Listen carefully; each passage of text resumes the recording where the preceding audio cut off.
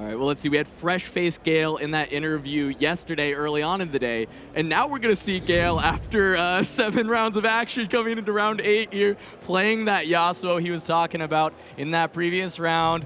Both of these players live to make the top cut, but they must win here. Yes. Yasuo, I know that there were friends of mine who have something of a testing collective out in Los Angeles. They were very big on this archetype coming into the tournament. Master Yi, one of the established good stuff, been a key feature of the metagame in China over the summer and has transitioned very smoothly into North America. Yeah, and while the overall percentage of Master Yis is a lot smaller in the West than it was over in China, when I'm walking the top tables, I'm still seeing these Yis all around. They're still having a lot of success. We'll see how that breakdown shakes out for the top 64, but there's at least a large stack of Master Yis threatening to make it in. And that Master Yi in the hands of Villionaire. Something I've had to adjust to in this tournament is everyone having a nom de guerre. Yes, yeah. It's just, you're not playing with your birth name necessarily. No, I know, and look, I feel it. I come from the esports side, and I'm sitting here on the desk with my name Casanova, and everybody else has got their full government name in the handle there, and I'm like, well, you know what? We'll see if that has to adjust over time for me or for y'all, and we'll figure it out. But to kick things off, we do have Aspirants climb for Master Yi, so we are playing a 9 this time around, and Zon Warrens for the Yasuo. So a lot of these purple decks being able to go for that Warren scrap heap start, and I believe Gale is also on it, trying to just get a bunch of extra card advantage in the early stages of the game. And with Aspirants, Gale is going to have to get very aggressive as we see a find your center from Villionaire to start that ramp. Yeah, and in game 1, you know, typically you're going to be playing against a variety of stuff. Your strategy is going to be a little bit more agnostic, and so just having that sort of generic card advantage makes a lot of sense. Once you get to games 2 and 3, you're going to want more surgical cards. You're not necessarily going to have access to as much of your draw and discard, and so you can cut the scrap heaps for whatever the right kind of metagame bullets you have for your opponent. Yeah, it is that beautiful thing about the scrap heap. A lot of players really talk about having nice, clean ins and out for their sideboard, and scrap heap is that perfect one, where it's just obviously great for game 1, and now it's 3 slots that we could have as easy things we know we can take out, as even more ramp from Villionaire, as the Catalyst goes alongside the Zhonya's Hourglass. So now those Dead Blooms and the Master Yi Honed are set up beautifully when they hit the board to have that second life. Yeah, so keep in mind here the Ghaelwinds is just held up to 4. Presumably, you know, you will ideally at least be holding 1 battlefield the following turn. So Villionaire is very well set up here in terms of the structure of being able to start making some very explosive plays. There's still the issue of the race. You've got to kind of clean up both battlefields, or at least hold one so dramatically that your opponent is kind of locked out from getting the 8th point. So really nice opening here from Villionaire, but still a lot of work to do. The game is definitely not in the clear just yet. And Ghaelwinds here is trying to figure out, you know, trying to balance threatening to hold the battlefields while also acknowledging that's not going to be easy to do, and maybe I need to start pulling some stuff back and planning on attacking in the following turn with more resources available to be able to, you know, squeeze out a point or 2 along the way. Yeah, I think Gale is absolutely doing his job for the matchup, right? Is score as fast as possible. You're up against a Yi that's ramping. You're up to 4 already. This is the fear of Aspirants is, while you do have the point cadence for now, that 2, 4, 6, 8 that you're looking to find in Riftbound, this breaks that math. We go to 9 instead. And so as you're talking about maybe being able to hold one side, ends up being enough to still keep that point cadence, especially with Remorseful coming to that back row to be able to threaten whatever Villionaire puts out with this Aurora. Just going to be a tasty Faithful. Kick things off. Okay. Nice and easy. I've seen bigger. I've seen fatter. Yeah, yeah. Not too bad in the scheme of things. Still get those hold up to 6.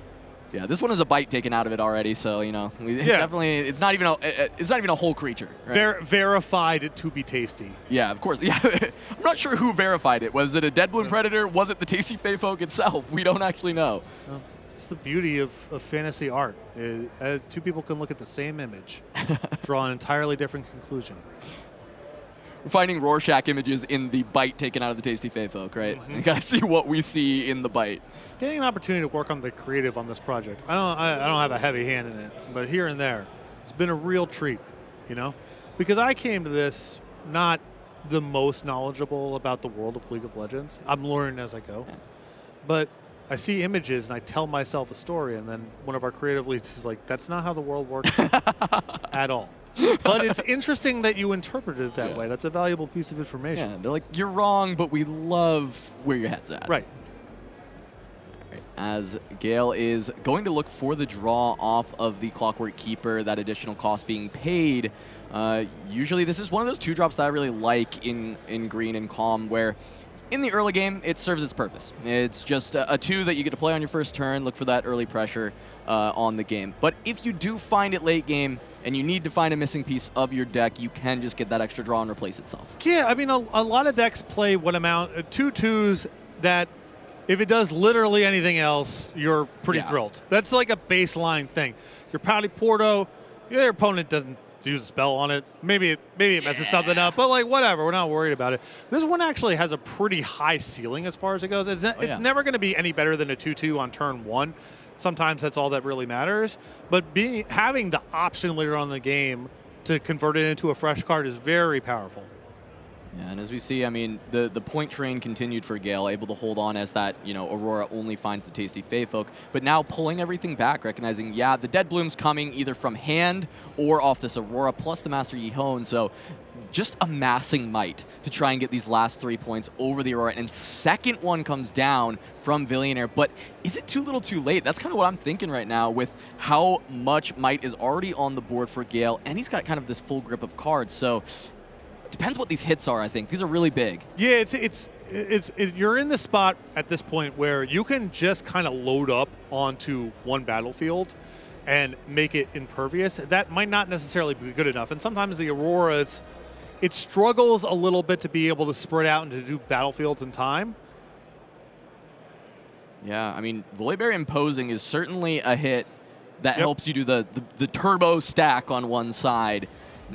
Become, impregnable, not allow any room for Gale to try and push through there. And we'll see what the second trigger comes through. So funny enough, when I started working on the project, the first deck that I built, we were working on Spirit Forge, was an Aurora deck. And it's an interesting, I found this right away, and this was like still learning how to play Riftbound, basically. You have this duality that pops up all the time where you do want to kind of just plant down as hard as possible into one battlefield, but you don't have a lot of writing effects or ganking. And so if you load up too much into one battlefield, you can get into spots where it actually takes you too long to get to base and then to battlefield number 2. And so you're often in the spot where you're kind of splitting the difference, as you see Villionaire do right here, where one Aurora trigger is going to load up and the other is giving some optionality to maybe get into the battlefield the following turn. Because once you have both battlefields, now your Auroras have maximum flexibility. You go wherever you want to, you stack up as much as you want. Your opponent's really going to struggle to break out of that. But kind of in these intervening turns where the snowball's starting to roll downhill, but you aren't all the way there, you do need to leave some stuff back at the base to at least be able to contest the one battlefield your opponent can still get into. Yeah, and I just want to note now that Gale is playing one of the tech pieces for his Yasuo deck that has been quite different than some of the other Yasuo builds I've seen, and that is that Mind Splitter. And we've seen this in purple plenty, coming out of the Misfortune decks with the Aurora, getting to rip that off the top, and then just kind of dismantle the hand. And Gale has found a lot of success using this instead of kind of the Kayn shenanigans we've seen out of a lot of other decks where, yes, Kayn becomes impossible to take any damage, right? He just becomes impervious once you're able to move him a second time. But Mind Splitter says, I'm going to shred your hand and know exactly what you can do when I'm playing a deck full of combat tricks and be able to actually kind of have the same effect almost as a Kayn where I just have the information. I have perfect knowledge. Yeah, and that's a great way of saying it. The information's so important in a spot, especially a deck that's a lot about, you have a lot of movement tricks, you have a lot of optionality. Your opponent's hand is going to range from it can't really interact with what's going on all the way to I know the coast is clear.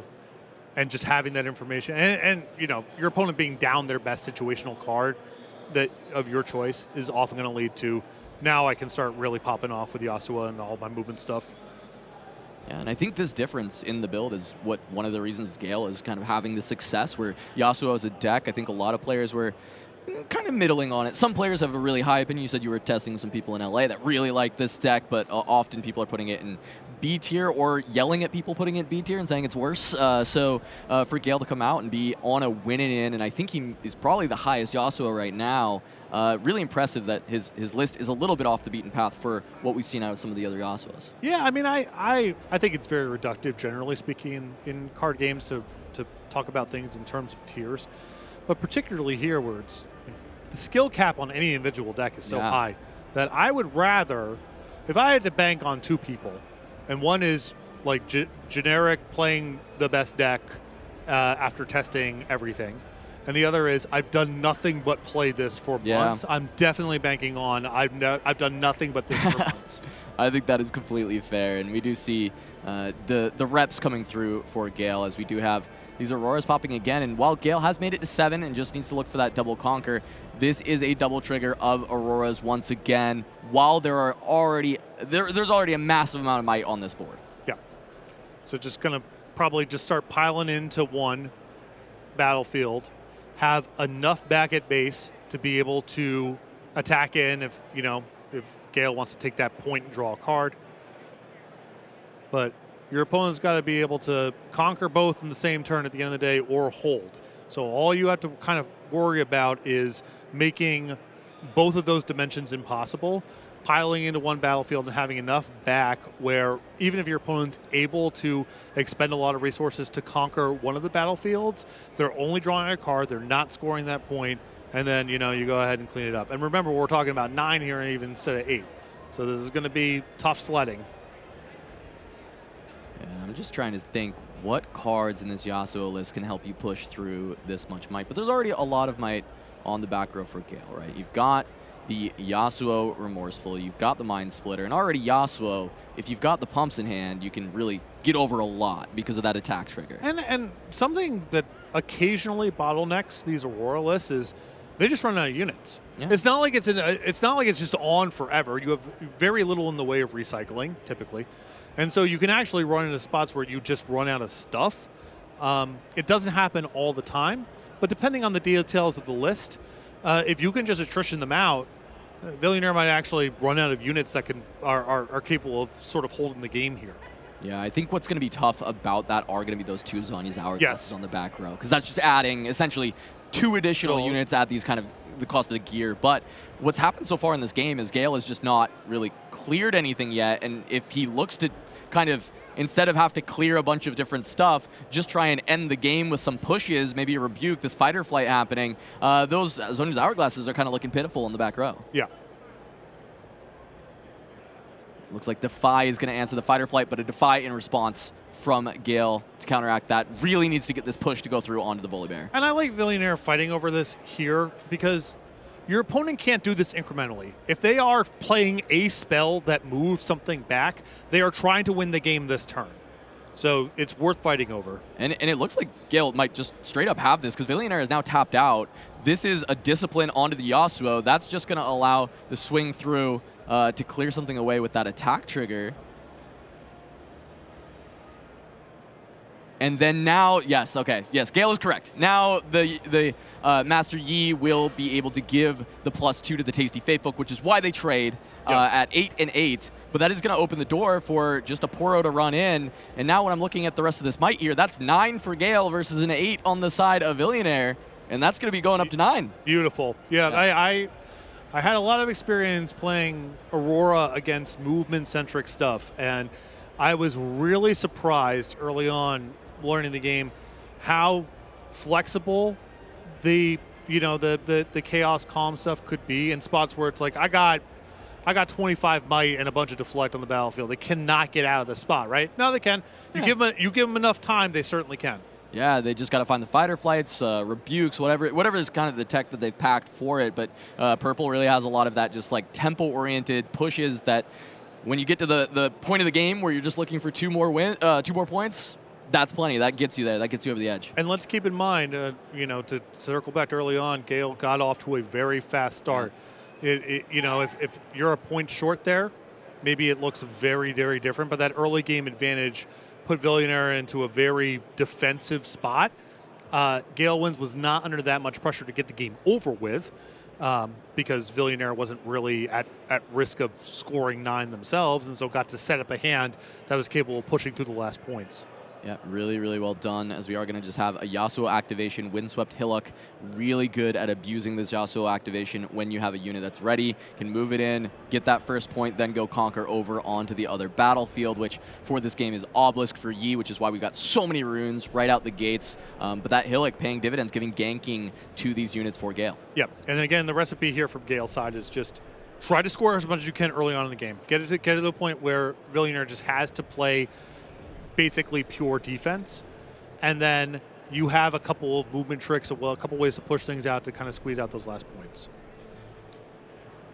So when I was talking to Gale earlier, he was saying this Aurora matchup is one that he wanted to see. A lot of the misfortunes are some of the decks that he's also very happy to see, because he is on this kind of more aggressive build of Yasuo, trying to push in, get those points, but also has the top end to deal with it, and Rebuke as a sideboard option. I think this is one of the other reasons that Gale is so happy to see this kind of matchup, because it's such a blowout into these big units.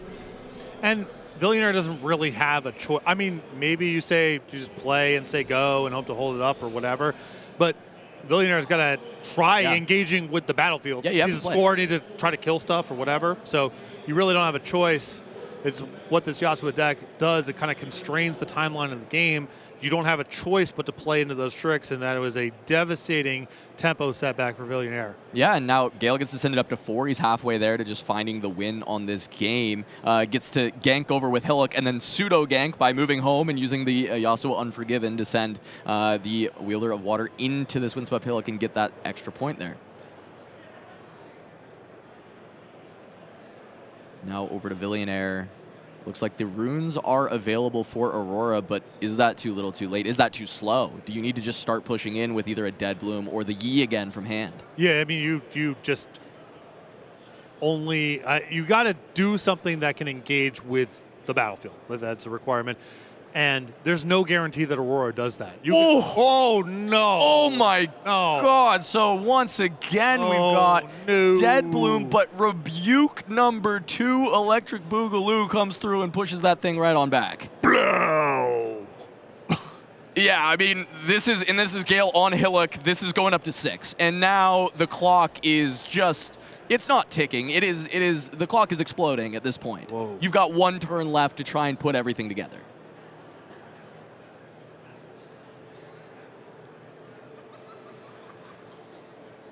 And you want to say there's a saving grace on Gale's, only on 4 runes, but realistically, it's 6-0. You've got to the point where you're set up for that double conquer win.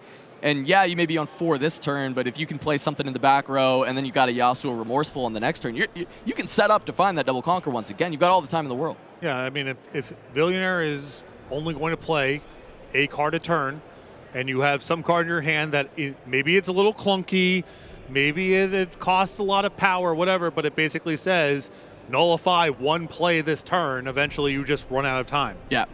And I just got a glimpse. Gale's got a Fighter Flight in hand. So while that's not quite a rebuke, at this point, at 6 points, might as well be. Yeah.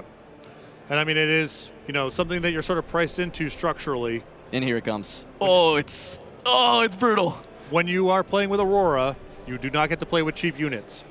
And sometimes you just fall behind and can't catch up. Okay. The Defy is there. That's huge. We might still be playing a game. We might still be playing a game for a little bit longer.